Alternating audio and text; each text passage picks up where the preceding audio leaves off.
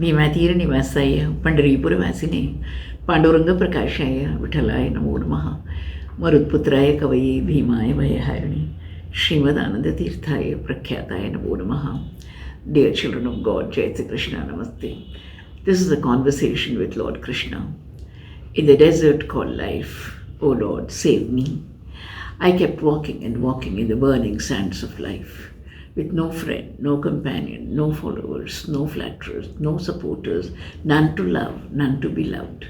It was a long way, long way. As I proceeded further, the sun's rays were brighter and hotter. The heat was really unbearable. I kept walking on and on. I did not know the distant scene, but I walked on. I did not know my destination, but I walked on. I knew not where the way leads. I walked on. Because in the desert called life, there are no roads, certainly no signboards, no signals.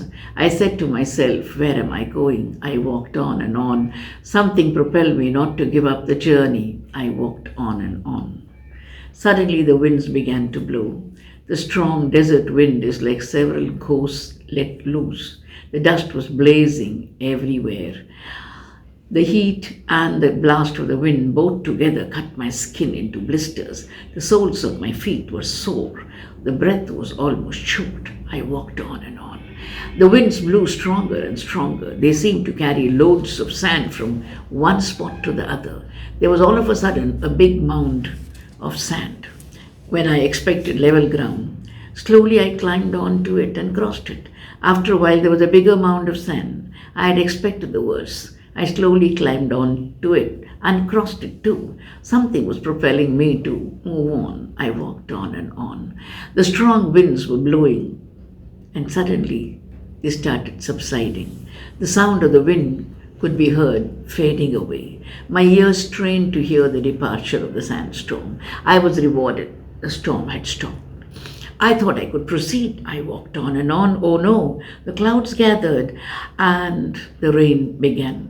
All of a sudden, the drops grew bigger and bigger. They hit my head like cold stones. My whole body was drenched. I could walk very slowly, very, very slowly. The sands had become wet and my feet were getting caught in them. Heavy feet, heavy steps, heavy heart.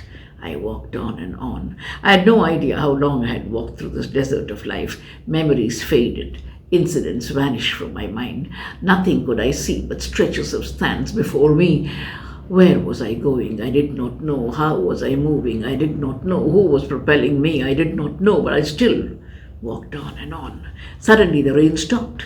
I breathed for a while. My sigh was warm, although my body was cold and wet. I heard a voice, "Look up, my child." I looked up. For the first time, I knew I had an invisible companion with me. I saw the clouds clearing up to reveal a full moon, shining and smiling at me. I knew that this was the end of the tunnel. I knew it intuitively, but I did not understand fully. Suddenly I was close to a water spot, an oasis, a small haven in the middle of the desert. There was a cool lake. There were trees around it. There were night birds singing and flying here and there. There was the same voice again addressing me, "Dear child, you have reached your destination. Hold your robe for my offering." My dust-laden jolly, begging bowl like robe, I held forth.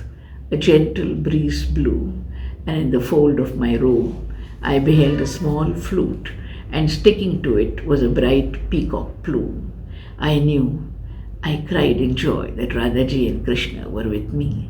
I cried aloud, "O Lord Krishna, I would cross thousands of deserts if this is the reward that waits for me. In this arid desert of life, I have walked for decades to get the reward of Srimad Bhagavatam, the only ambrosia for the soul."